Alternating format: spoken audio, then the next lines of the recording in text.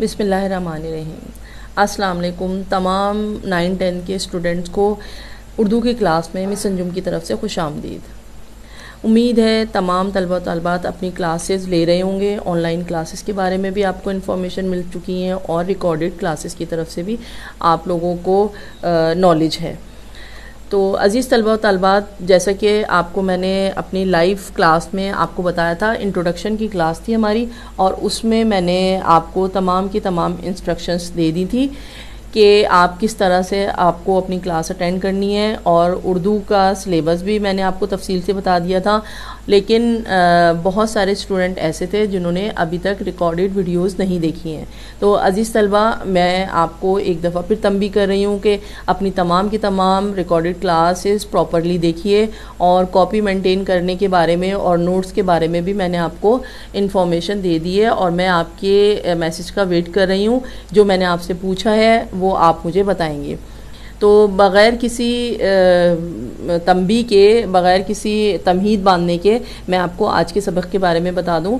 इससे पिछला सबक जो हमारा था वो हम्द की तशरीह के बारे में था। मैंने अपने पिछले सबक में आपको हम्द के 4 अशार की तशरीह करा दी थी। जैसा कि मैंने आपको बताया था कि मैंने आपकी किताब से हिस्सा नज़म से हम्द मुंतखब की है पहले सबक के तौर पर, कि हम अल्लाह के नाम से अपने सबक का आगाज़ करते हैं।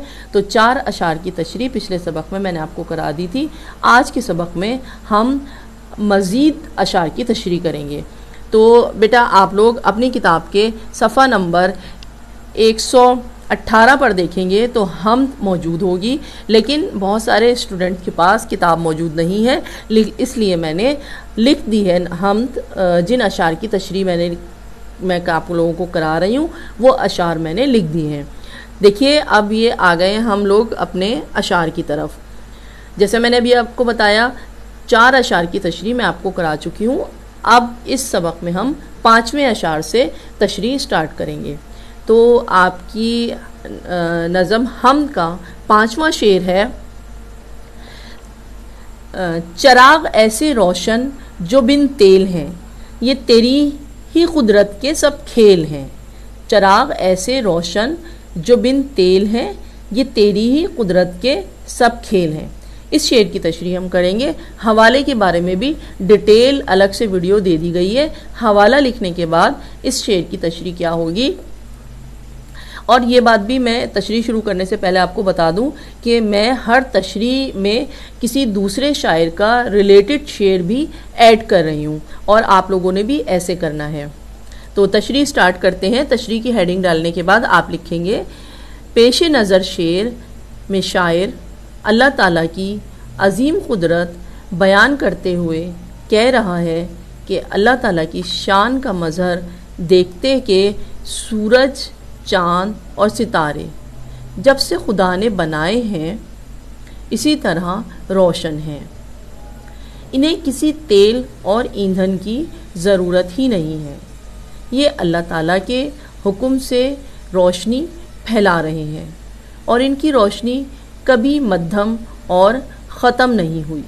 ये अल्लाह ताला की कुदरत कामिला का एक अदना सा नमूना है। किसी शायर ने क्या खूब कहा है, सब है तेरे कमाल के कायल, सब है तेरे कमाल के कायल, असल सरचश्मे कमाल है तू। तो अज़ीज़ तलबा, ये इस शेर की तशरीह थी। मैंने तशरीह के आखिर में एक दूसरे शायर का शेर हवाले के तौर पर शामिल किया है। उसके बाद आ जाइए दूसरे शेर की तरफ, यानी शेर नंबर 6 की जानिब। ये लालो गोहर हैं जो बिखरे हुए, ये लालो गोहर हैं जो बिखरे हुए, ज़मीं से भी हैं उनमें अक्सर बड़े। इस शेर की तशरीह इस तरह से करेंगे हम कि इस शेर में शायर रब्बे ज़ुलजलाल की शान कुदरत बयान करते हुए कहता है कि सितारे अपनी आबो ताब की वजह से कीमती जवाहरात की मानिंद दिखाई देते हैं। ये हमारी ज़मीन से भी बड़े अजसाम फल्की हैं और अपने खालिक की सनाई व कारीगरी की उम्दा मिसाल हैं। रिलेटेड शेर है, हर चीज़ से है तेरी कारीगरी टपकती, ये कारखाना तूने कस्बे रायगां बनाया। कस्बे रायगां, रायगां में नून गुन्ना डालिएगा आप। ये कारखाना तूने कस्बे रायगां बनाया। ये थी शेर नंबर 6 की तशरीह। अब आइए शेर नंबर 7 की जानिब। शेर नंबर 7 है, ये कायम है तेरी ही कुदरत से, ये कायम है तेरी ही कुदरत से, बंधे हैं बहम सख्त जंजीर से। इस शेर की तशरीह इस तरह से होगी कि इस शेर में शायर निज़ाम कायनात पर नज़र डालते हुए कह रहा है कि मुख्तलिफ़ सितारे और सैयारे अपने अपने मदार में मुख्तलिफ़ फ़ासलों में गर्दिश कर रहे हैं। कुदरत के उसूल के तहत इनमें टकराव मुमकिन नहीं है। ये एक दूसरे के साथ मुनज़्ज़म भी है और मरबूत भी है और उस वक्त तक कायम व दायम है जब तक अल्लाह चाहेगा। जदीद साइंस भी इस हकीकत पर अपनी मोहर साबित कर रही है। रिलेटेड शेर है, एंड में आप लिखेंगे, कामिल है जो अज़ल से वो है कमाल तेरा, बाकी है जो अबद तक वो है जलाल तेरा। इस तरह इस शेर की तशरीह मुकम्मल हुई। उसके बाद जो शेर है, सेकंड लास्ट शेर है, वो जंजीर क्या है कशिश बाहमी, वो जंजीर क्या है कशिश बाहमी, ना इसमें खलल हो ना बेशी कमी। अज़ीज़ तलबा, इस शेर की तशरीह इस तरह करेंगे आप कि इस शेर में शायर अल्लाह ताला के निज़ाम कायनात और निज़ाम कुदरत को बयान करते हुए कह रहा है कि अल्लाह ताला की कुदरत से मुख्तलिफ़ सैयारे अपने मदार में एक ख़ास फासले के साथ मुतहर्रिक हैं। इनमें आपस में जुड़े रखने की ताकत खुदा ने अता की है। इसमें एक ख़ास और ज़बरदस्त तवाज़ुन अल्लाह ताला ने रखा है।